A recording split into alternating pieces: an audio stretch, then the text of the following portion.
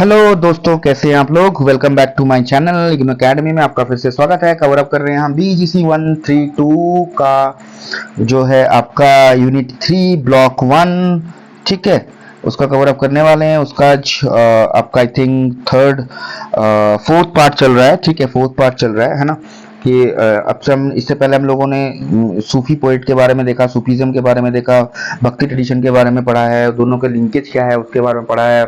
ठीक है, अब सूफी में जो बुल्ले शाह है उनके बारे में देखा हमने कि कैसे वो ह्यूमैनिस्ट थे, कैसे उनकी सोच विचार थी। ठीक है, आज उन्हीं के द्वारा लिखा गया एक पोएम है, वो थोड़ा सा हम लोग डिस्कस कर लेंगे। ज़्यादा बड़ा नहीं, ज़्यादा लाइन टू लाइन नहीं जाएंगे। बेसिकली क्या कहा गया उनको देख लेते हैं। ठीक है, यहाँ पे कहा गया कि देखिए, आपने सुना ही होगा कि ये वाला गाना तो काफ़ी मैंने बताया था कि बहुत सारे लिरिक्स हैं जो कि, और जो भी बहुत सारे लिरिक्स हैं जो अभी नए नए गाने में, मतलब आधुनिक गानों में, नया तो नहीं है खैर, 90s के गाने, बुल्ला की जाना मैं कौन, और फिर छैया छैया, उसमें भी कुछ सूफी काफीज के कुछ लाइंस लिए गए हैं। तो वो जैसे बुल्ला की जाना मैं कौन, ये एक लाइन है। ठीक है, कि मतलब तो पूछ रहे बुल्ले शाह कि मैं कौन हूँ, मैं क्या करता हूँ, मैं कहीं बिलीवर नहीं हूँ, ना तो मैं मानता हूँ, ना तो मैं आस्तिक हूँ, ना तो मैं नास्तिक हूँ। ठीक है, तो मैं हूँ कौन, ना मैं क्लीन हूँ ना मैं अनक्लीन हूँ, मैं साफ भी नहीं हूँ, मतलब अनक्लीन भी नहीं, ना मैं गंदा हूँ ना मैं अच्छा हूँ, तो मैं हूँ कौन। ठीक है, मैं मोसेस भी नहीं हूँ, फराओ भी नहीं हूँ। तो मोसेस और फराओ के बारे में लास्ट में आप चले जाइएगा पेज के, तो उसके बारे में देख सकते हैं। उसमें लाइन आपका अगर आपको नहीं समझ में आता तो मुझे पूछिए, मैं बता दूंगा। बेसिकली फराव क्या होता है, ये पिरामिड टाइप का होता है, मतलब पिरामिड होता है ना इजिप्ट में, उससे रिलेटेड है। ठीक है, बेसिकली देख लीजिएगा, एक बार पढ़ लीजिएगा, यहाँ पे है, मैं बताता हूँ आपको। चलिए, तो यहाँ पे जो भी काले काले अक्षरों से दिए गए बोल्ड से, तो उनकी मीनिंग आपको यहाँ मिल जाएगी। एडम और ईव क्या है, देखिए यहाँ पे मोसेस के बारे में, हिब्रू प्रोफेट है। हाँ, ठीक है, ज्यूस वगैरह प्रोफेट वगैरह है, ज्यू के। ठीक है, और फराओ मतलब हो जाएगा, मोनाक्स को दिया गया है। ठीक है, एंशिएंट इजिप्ट के, ठीक है, मोनाक्स जो है उनको दिया गया है। तो वहां पे कहा गया है, तो देख लीजिएगा। इनके मीनिंग अगर नहीं समझ में आएगा तो मुझे पूछ लिया, बता दूंगा, क्योंकि अगर मैं मीनिंग समझाते रहूं तो आपका समरी कंप्लीट नहीं होगा, है ना। तो चलिए, तो वही कहा गया कि बुल्ले शाह के बारे में यहाँ पे एनालिसिस ऑफ द पोएम बताया गया है 3.8 में, मतलब पोएम के बारे में बताया गया। तो पोएम पढ़ ही लीजिएगा तो समझ में आ जाएगा आपको कि यहाँ पे बुल्ले शाह कहा गया कि खुद को वो नहीं जान सकते, भगवान सबको जानते हैं, एक दूसरे को, है ना। आप क्या है कि भगवान को आप नहीं जान सकते और भगवान आपको जान सकते हैं। भगवान से ये क्वेश्चन पूछ रहा है। देखो, काफी बेसिकली होता क्या है, काफी होता क्या है, काफी एक चीज ऐसा होता है कि एक दूसरे के बारे में, जो ऑलमाइटी होता है उनके साथ में भक्त और भगवान का एक रिलेशन होता है। ठीक है, भक्त और भगवान। हाँ, तो जैसा कि कहा गया है कि जैसे ऑलमाइटी है और जो मतलब भक्त है भगवान के बीच में कहा गया एक डायलॉग है काफी, तो वही डायलॉग यहाँ पे बताया गया है। ठीक है, देखिए कि बताया गया, मैं हैप्पी भी नहीं हूँ, अनहैप्पी भी नहीं हूँ, मैं अर्थ से भी नहीं हूँ, पानी से भी नहीं हूँ, फायर से नहीं हूँ, एयर से नहीं हूँ, पर हूँ कौन। मैं हूँ कौन, मैं जो बात कर रहा हूँ भगवान से, मैं आपसे आंसर पूछ रहा हूँ भगवान कि मैं हूँ कौन। ना तो मैं ये हूँ, ना तो मैं हूँ, मैं खुद को नहीं जानता, तो मैं हूँ कौन। मैं एडम नहीं हूँ, ईव नहीं हूँ। एडम और ईव माना जाता है कि इंग्लिश कल्चर के अनुसार कि ये दोनों सबसे पहले इंसान थे जो वर्ल्ड में आए थे। ठीक है, फिर उनके बाद में बच्चे हुए, ये है वो है। हाँ, तो फिर जैसे एडम और ईव है।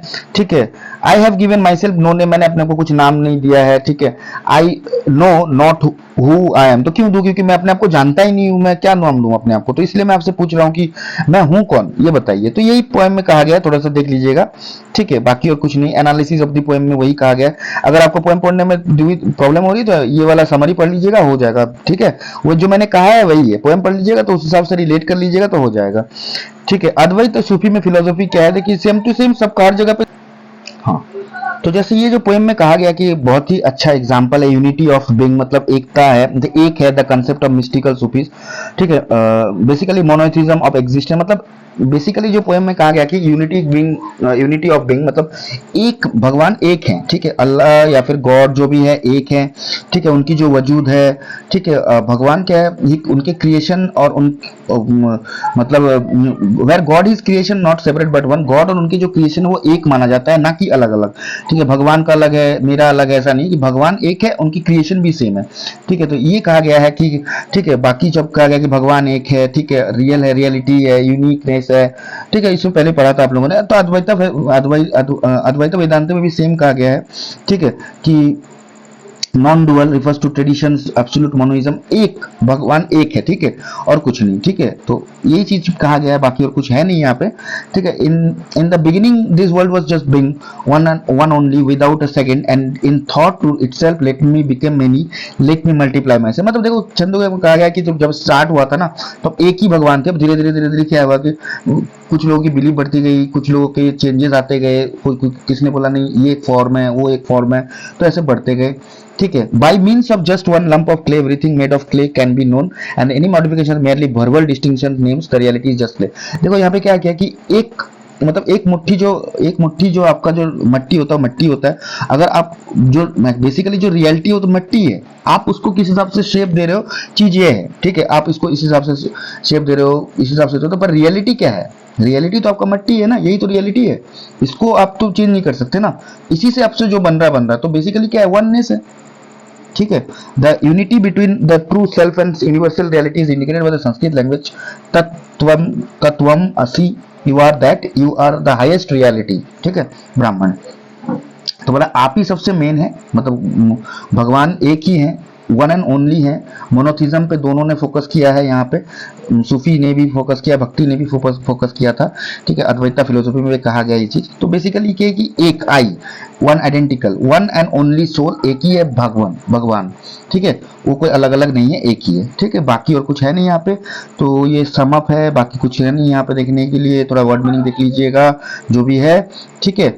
और इसके साथ में आपको थोड़ा सा क्वेश्चन आंसर है यहाँ पे। What is the meaning of bhakti in Hinduism, how is the word used in the Bhagavad Gita. भक्ति क्या है हिंदुइज्म में? भक्ति मतलब क्या है? भगवान के प्रति एक ट्रेडिशन है, फॉलो करना है, मोह माया मतलब त्याग करके भगवान के प्रति डेडिकेशन है, उनको प्यार करना है, यही सब है। What contributed to the fall of Mughal empire and why Islam hostile to Hinduism.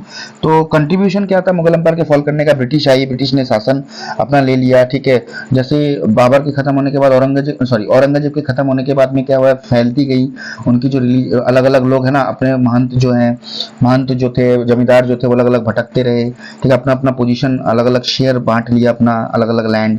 तो इस हिसाब से पावर डिवाइड होती गई, ठीक है। इस्लाम हॉस्टाइल हिंदुइज्म के प्रति क्यों इस्लाम हॉस्टाइल थे? क्योंकि देखिए हिंदुइज्म में क्या था कि मतलब बहुत सारे रिचुअल्स तब मानते थे, ट्रेडिशन मानते थे, पर इस्लाम का कहना यह था कि एक भगवान है, तभी है ना। तो उस समय पे जंग छिड़ गई थी कि इन्होंने बोला कि भाई तुम क्यों बोलोगे, तुमको क्या हक है ना। तो ऐसे करते करते जंग छिड़ गई थी। और ब्रिटिशर्स का भी कुछ मतलब आग, मतलब उनका भी कुछ लगाया हुआ आग था, ऐसा नहीं है, ठीक है। चलिए उसके बाद 3 नंबर क्वेश्चन देख लेते हैं।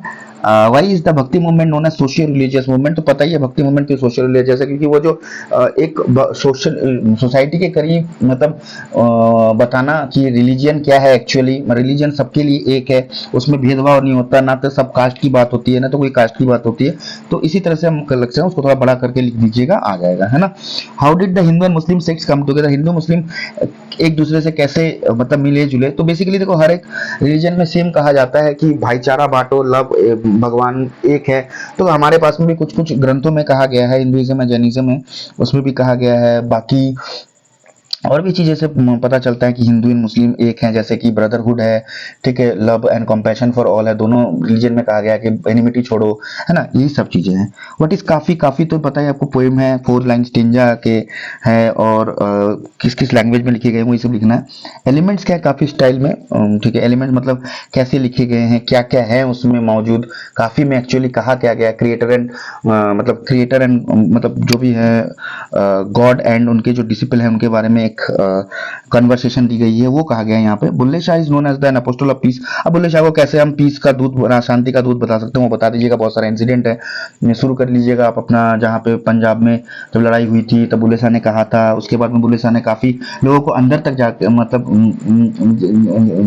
जांच पड़ताल की, लोग कैसे होते हैं, ठीक है, कैसे लोगों से मिलना जुलना। भगवान तो एक ही है, सबको एक ही चीज भेजे, ठीक है, एक ही कारण से, फिर लव फॉर ऑल, ठीक है। Why does बुल्ले शाह से he cannot know his identity। क्यों क्यों कहते हैं बुल्ले शाह?